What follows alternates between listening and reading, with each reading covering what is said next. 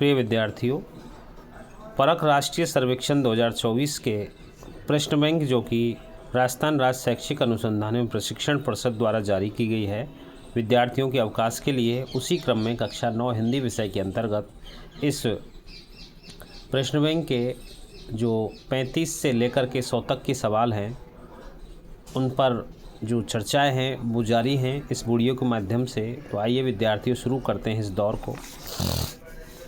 35वां प्रश्न विद्यार्थियों, बीमार नौजवान छप से पानी में उतर गया, हमार कुकर नहीं जाएगा तो तुमऊ नहीं जाएगा, हमऊ नहीं जाएगा। फिर कुत्ता भी छपाक से पानी में गिरा, हमारा आदमी नहीं जाएगा तो हमऊ नहीं जाएगा। उक्त पंक्तियों में कुत्ते ने किस भावना की वशीभूत पानी में छलांग लगाई है? तो विद्यार्थियों आप जानते हैं कुत्ता एक स्वामी भक्त होता है और उसी के कारण वह, इसका उत्तर होगा स्वामी भक्ति के कारण।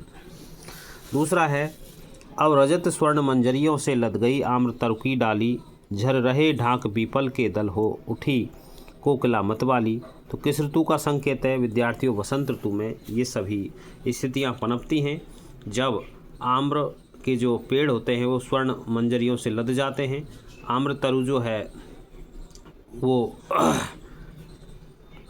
ढाक और पीपल के जो पत्ते हैं वो झरने लगते हैं, कोकिला मतवाली जैसी हो जाती है, वो अपनी जो मधुर आवाज़ है सबको उस मधुर आवाज़ से अपनी ओर खींचती है। तो वसंत ऋतु का है।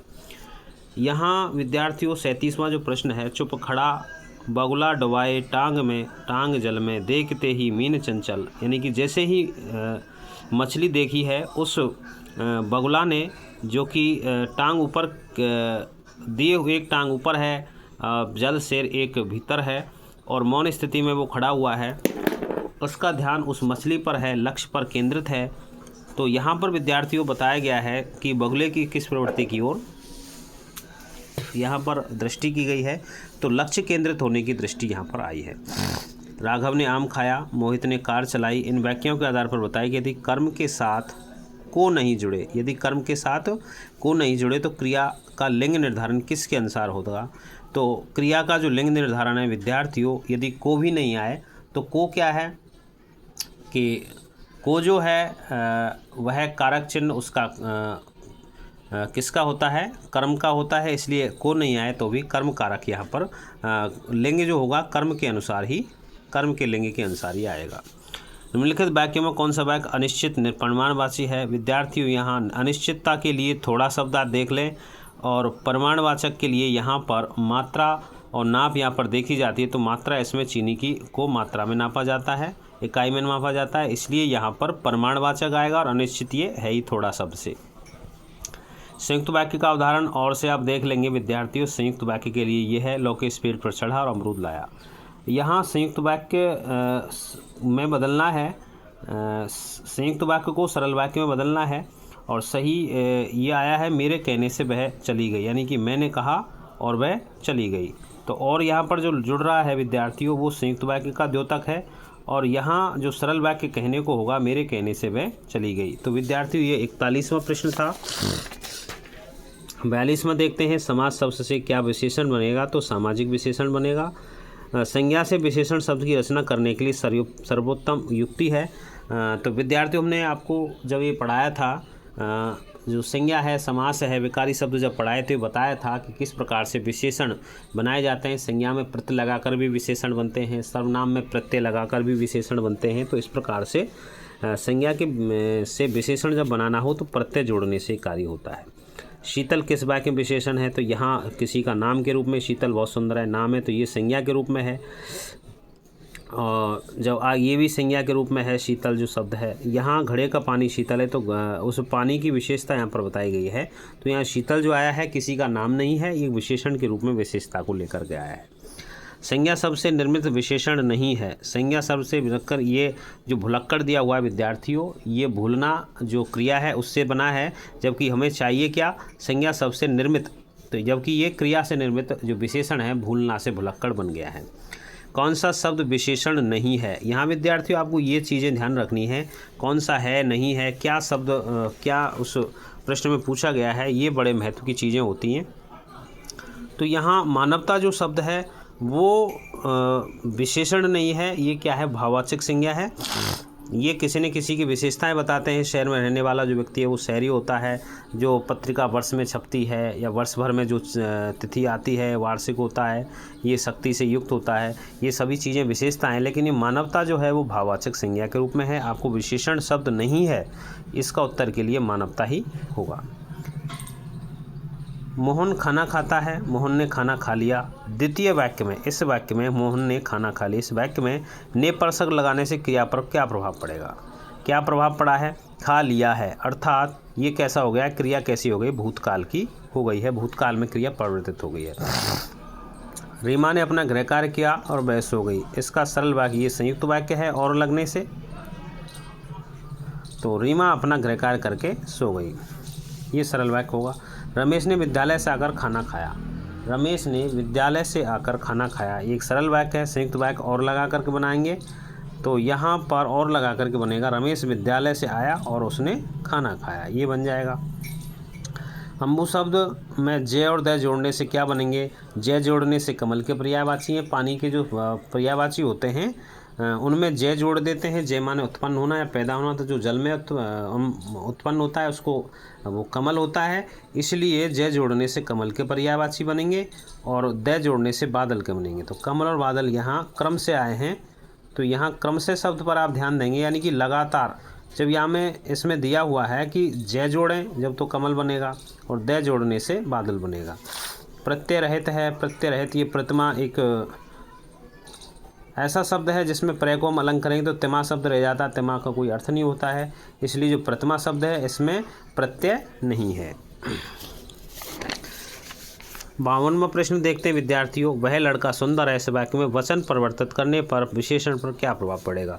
अब विद्यार्थियों देखते हैं इसमें कि ये जो सुंदर शब्द है वो विशेषण है, और यदि इसमें हम वचन बदल देते हैं, वह जैसे लड़का की जगह लड़की कर देते हैं, तो इसमें सुंदरता में कोई फ़र्क नहीं पड़ेगा। ये सुंदर ही, वह लड़की सुंदर है, फिर भी सुंदर ही आएगा। तो वचन परिवर्तन करने पर अपरिवर्तित रहेगा, यानी कि कोई परिवर्तन इसमें नहीं आएगा।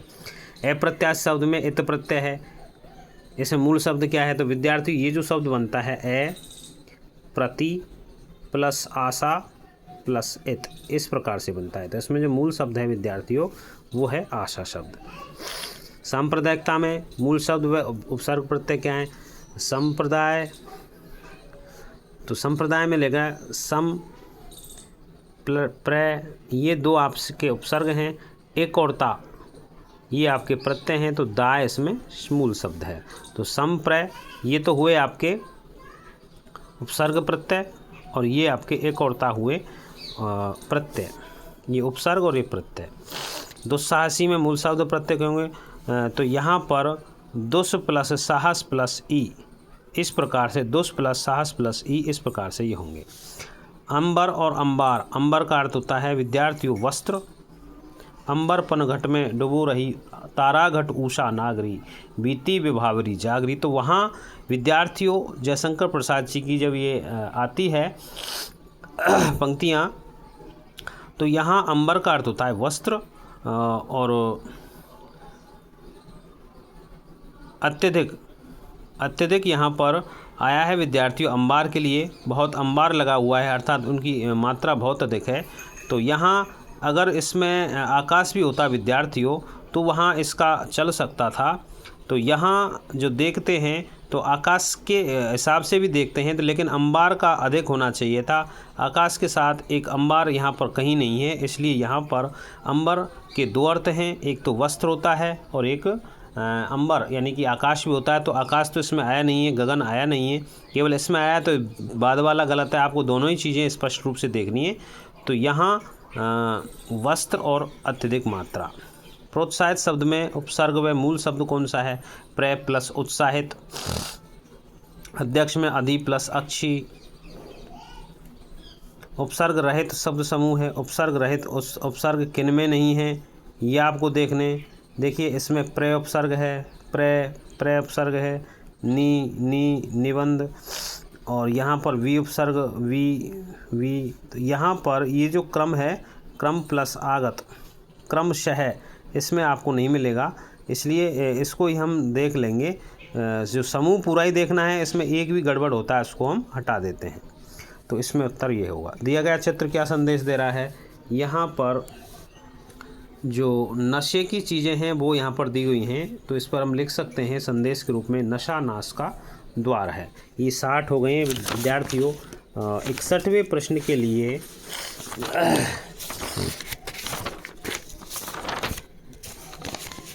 आगे बढ़ते हैं और देखते हैं किस शब्द में ए उपसर्ग नहीं है। इसमें भाव में ए लग रहा है। अनाथ, अमर, इनमें ए हटा दे तो इनके अर्थ निकलते हैं, इसलिए जो अयाल शब्द है ये आपका बिना उपसर्ग वाला है। बेकार शब्द में उर्दू उपसर्ग प्रत्यय हुआ है बे।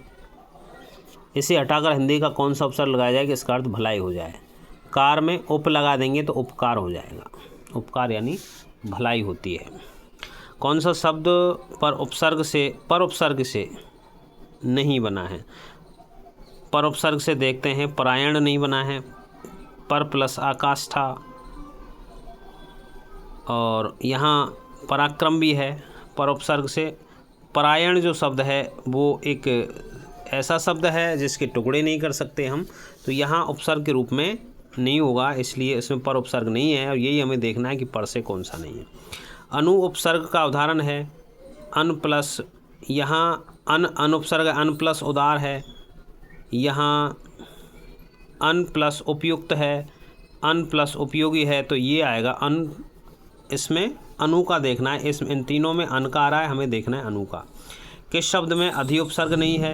अधिकृत इसमें है, अधि प्लस अक्ष इसमें है, अधि प्लस अवसाय तो इसमें भी है। अधिकांश, इसमें अधिक उपसर्ग आएगा। अधिक, इसका जो हम विच्छेद करते हैं विद्यार्थियों, अधिक प्लस अंश आता है, इसलिए यहाँ पर अधि उपसर्ग जिनमें नहीं है वो ये है।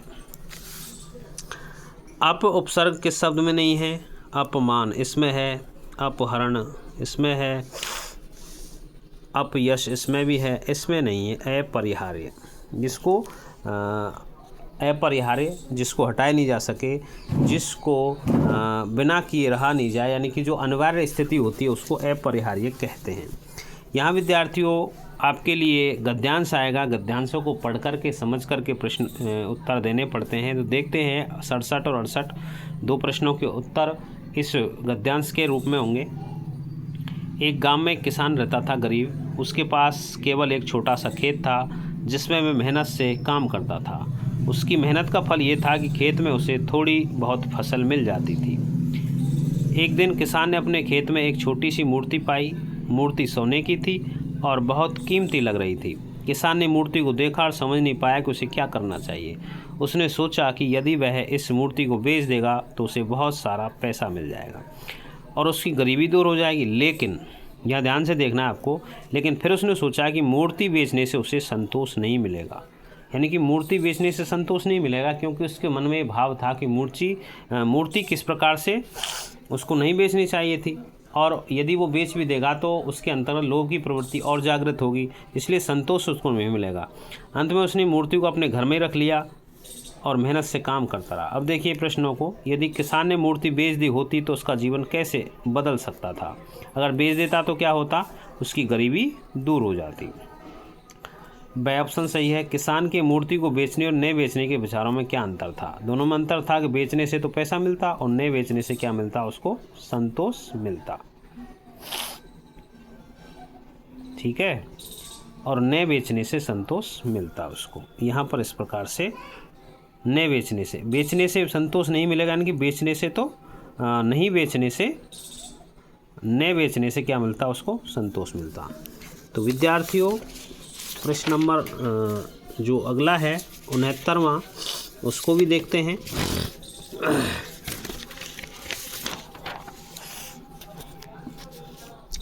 यहाँ भी विद्यार्थियों एक गद्यांश है, प्रकृति से संबंधित है। प्रकृति मानव जीवन का अनमोल उपहार है। इसके बिना जीवन की कल्पना भी नहीं की जा सकती। जंगल, नदियाँ, पहाड़ और अन्य प्राकृतिक संसाधन हमारे जीवन के लिए आवश्यक हैं। हमें इनकी सुरक्षा और संरक्षण के लिए सतत प्रयास करने चाहिए। केवल तभी हम अपने आने वाली पीढ़ियों के लिए एक स्वस्थ और सुंदर पर्यावरण छोड़ पाएंगे। लेखक ने किन किन प्राकृतिक संसाधनों का उल्लेख किया है, तो यहाँ पर जंगल, नदियाँ, पहाड़, इनका उल्लेख किया गया है। तो इसमें ये पहले ऑप्शन में है। मुख्य संदेश क्या है? प्राकृतिक जो संसाधन हैं जो ईश्वर द्वारा प्रदत्त हैं उनका महत्व। गद्यांश प्रकृति के संरक्षण क्यों आवश्यक है? यह हमारे जीवन के लिए आवश्यक है। यहाँ आया है कि जीवन के लिए ये आवश्यक है। 72वां है, इस गद्यांश के आधार पर एक कविता की शुरुआत करें। कविता बनानी है कि प्रकृति के महत्व और संरक्षण पर हो। किस विकल्प से कविता शुरू की जा सकती है? तो बहुत ही अच्छा विकल्प हो सकता है जंगलों की हरितिमा, यानी कि हरियाली, नदियों का नीर। इस प्रकार से ये धूल भरी और ये तो सब क्या है, और वाहनों की कतार, ये सभी आधुनिकता से संबंधित हैं, प्रदूषण से संबंधित हैं, इसलिए ये नहीं आएंगे। केवल जंगल की हरितिमा और नदियों का नीर इसमें आएगा। गद्यांश में लेखक ने किस प्रकार के प्रयास करने की बात कही है? तो सतत प्रयास, यानी कि लगातार प्रयास हमको करने हैं। लेखक के विचार से प्राकृतिक संसाधनों का संरक्षण किसके लिए आवश्यक है? तो यहाँ वर्तमान और भविष्य दोनों पीढ़ियों के लिए आवश्यक बताया गया है। गद्यांश के आधार पर पर्यावरण संरक्षण के लिए एक योजना का प्रारूप तैयार करें। निम्नलिखित में से कौन सी योजना सबसे उपयुक्त होगी? तो सबसे उपयुक्त है वनस्पति और जल संसाधनों की जो योजना है वो सबसे उपयुक्त होगी।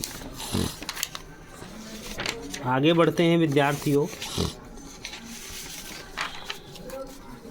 76 नंबर का जो प्रश्न है, गद्यांश के आधार पर प्रकृति का महत्व, इस पर एक पोस्टर डिजाइन करें। कौन सा मुख्य संदेश सबसे प्रमुख होगा इसमें? प्रकृति का महत्व। प्रकृति का महत्व जब देखते हैं,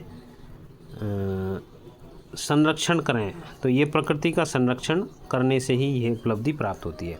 इस गद्यांश के आधार पर एक कहानी की शुरुआत कैसे की जा सकती है जो पर्यावरण संरक्षण के महत्व को पर हो? कौन सा विकल्प सबसे छोटा अच्छा होगा?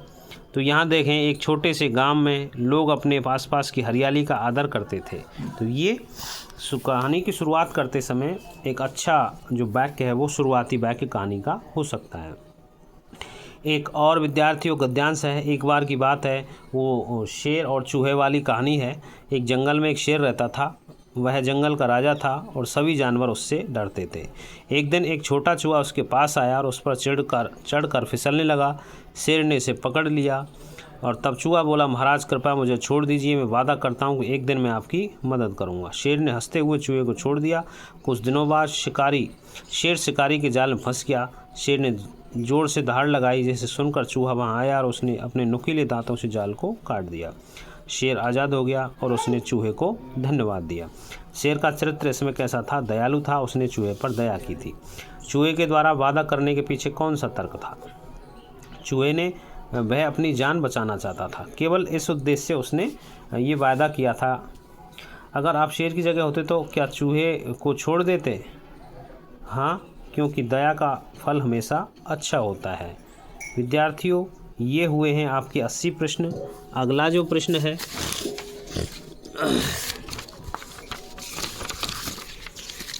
81वां प्रश्न है, इस कहानी का सबसे महत्वपूर्ण नैतिक पक्ष क्या है? नैतिक पक्ष सबसे यह है कि छोटे भी बड़े काम कर सकते हैं क्योंकि चूहे ने शेर की मदद की थी। तो विद्यार्थियों 81 में जो सही आएगा वो ब नंबर का है। ब ऑप्शन सही है। कहानी में शेर और चूहे के बीच कौन सा संबंध दिखाया गया है? आपसी सहयोग का संबंध दिखाया गया है इसमें। भाई आपसे वो कंपटीशन में थोड़ी थे, प्रतिद्वंदी नहीं थे, उसका एक दूसरे से स्वामी और सेवक का संबंध भी नहीं था, मित्र भी नहीं थे वो उस समय, केवल सहयोग की भावना यहाँ पर दिखाई गई है। अगर इस कहानी को आप एक आधुनिक संदर्भ में लिखना चाहें तो आप किस प्रकार से इसे बदलेंगे? आधुनिक संदर्भ यदि इसको दें कहानी को, शेर की जगह एक बिजनेसमैन कह सकते हैं और चूहे की जगह एक छोटा सा कर्मचारी कह सकते हैं, ये इसकी जगह होगी। क्योंकि यहाँ एक बड़ा आदमी को लेंगे उसके शरीर के हिसाब से और यहाँ एक छोटे आदमी को लेंगे। जिस प्रकार से बिजनेसमैन और कर्मचारी में जो संबंध होता है सामान्य कर्मचारी में, उसी प्रकार का संबंध यहाँ पर शेर और चूहे के मध्य में दिखाई देता है। अगर शेर ने चूहे को नहीं छोड़ा होता तो कहानी का अंत कैसे होता? अगर शेर नहीं छोड़ता चूहे को तो क्या होता? अगर शेर ने चूहे को नहीं छोड़ा होता तो चूहा उसको काट नहीं पाता, तो शिकारी के जाल में वो शेर फंस जाता। भाई चूहे ने ही तो काटा था उसके जाल को। शेर द्वारा चूहे को छोड़ने का निर्णय नैतिक दृष्टि से कैसे देखा जा सकता है? सही देखा जा सकता है, क्योंकि दया दिखाना नैतिकता का एक प्रमुख हिस्सा है। चूहे के कार्य की प्रशंसा किस प्रकार की जा सकती है? चूहा कमज़ोर था, फिर भी उसने शेर की मदद की थी। विद्यार्थियों, ये 86 प्रश्न हुए। अगला प्रश्न देखते हैं 87 जो है। यहाँ गद्यांश है छोटा सा, उसको पढ़ कर के प्रश्नों को उत्तर देने हैं। हे मातृभूमि, तू हमारा अभिमान है, तेरी मिट्टी में ही हमारी पहचान है, तेरे चरणों में झुकना हमारा धर्म है, तेरे लिए ही जीना मरना हमारा कर्म है। प्रमुख विषय क्या है? यहाँ पर मातृभूमि के प्रति प्रेम है जो प्रदर्शित किया गया है, तो बे ऑप्शन सही है। तेरे चरणों में झुकना हमारा धर्म है, इस पंक्ति का मतलब क्या है कि हमें देश की सेवा करनी चाहिए, बे ऑप्शन सही है। तेरी मिट्टी ही हमारी पहचान है, किस भावना को व्यक्त कर रहे हैं यहाँ पर? देश की जो मिट्टी है उसकी आत्मीयता के प्रति, देश की मिट्टी को के प्रति आत्मीयता जो लेखक की है उसको यहाँ पर प्रदर्शित किया गया है। इस पद्यांश वर्णित भावनाओं को देखते हुए निम्नलिखित में कौन सा कथन सबसे अधिक उचित है? सबसे उचित यह है कि देश के प्रति अपने गहरे प्रेम और समर्पण को कवि या लेखक प्रकट कर रहा है। तू हमारा अभिमान है पंक्ति में अभिमान का अर्थ होता है गौरव। इस पद्यांश की भावना को ध्यान में रखने कौन सी गतिविधि देशभक्ति को बढ़ावा देने के लिए उपयुक्त होगी? तो यहाँ विदेशी वस्त्र पहनना ये गतिविधि सही नहीं है। विदेशी संस्कृति, दूसरे संस्कृति अपनाना, देश की आलोचना करना, केवल ये राष्ट्रीय ध्वज फहराना, ये राष्ट्र की जो देशभक्ति उसको बढ़ाने वाली चीज़ें हैं। तेरे लिए ही जीना मरना हमारा कर्म है, कौन से कवि ने कौन सी भावना यहाँ पर प्रकट की है?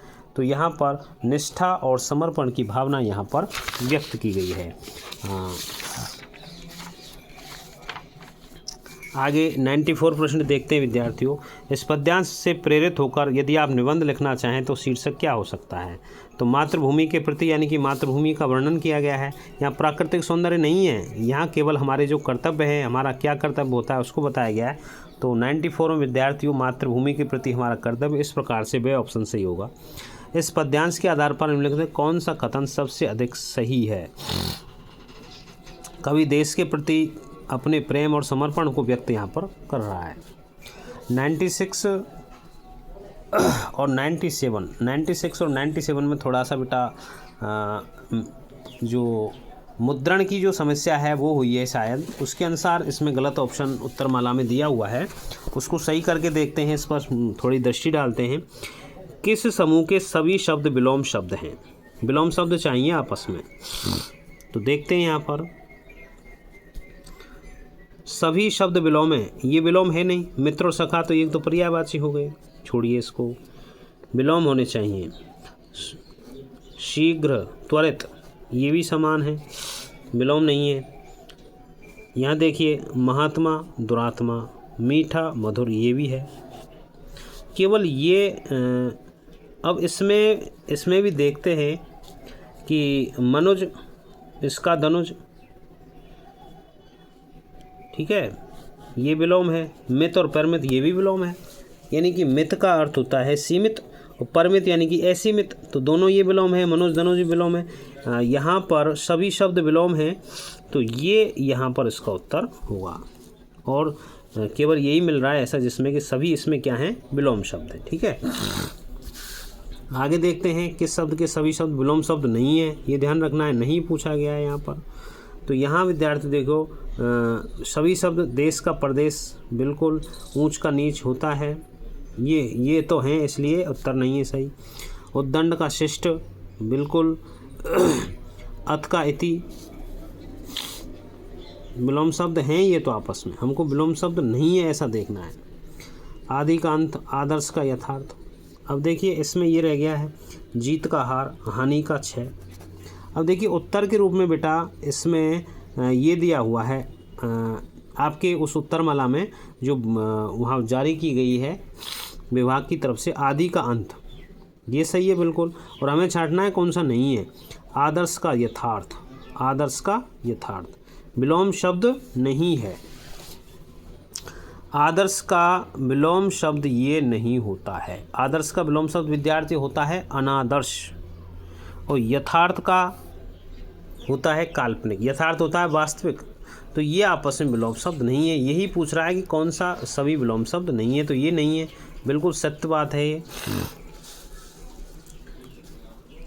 अब यहाँ थोड़ा सा ये दोनों विलोम हैं, ये विलोम हैं, ये इस प्रकार से विलोम शब्द हैं ही, इसलिए कर दिए गए हैं। तो यहाँ 97 जो है विद्यार्थियों बिल्कुल सही प्रश्न है। यहाँ आदर्श का विलोम शब्द आपको अनादर्श करना है और यथार्थ का काल्पनिक करना है। यथार्थ यानी वास्तविकता, काल्पनिक। 98 इस शब्द के, इस समूह के सभी शब्द पर्यायवाची हैं। ये दांत के पर्यायवाची हैं, दंत, दशन, द्विज, सभी जो हैं यही है बस। ठीक है, दांत के सभी पर्यायवाची मिल गए। सभी शब्द पर्यायवाची हैं। ये बैल के पर्यायवाची, बैल, ऋषभ, बलिवर्द। प्रसाद और प्रासाद ये बहुत ही सरल दिया हुआ है। प्रसाद यानी कृपा और प्रासाद यानी महल। ये आपका सही है। तो प्रिय विद्यार्थियों, आपने 100 प्रश्न देखे, इनका बार बार अभ्यास करें और इसी प्रकार से आपको पता चली गया है कि किस प्रकार का जो प्रश्न पत्र है वो आने वाला है राष्ट्रीय सर्वेक्षण के अंतर्गत। तो आप इनसे मिलते जुलते शब्दों को, अपने शब्द भंडार को बढ़ाते रहें, अपने जो व्याकरण है उसका विकास करते रहें, पाठों को आप अच्छी तरह से पढ़ते रहें, ताकि अच्छे अंक प्राप्त करने में आपका उद्देश्य है पढ़ाई का वो पूरा हो। धन्यवाद।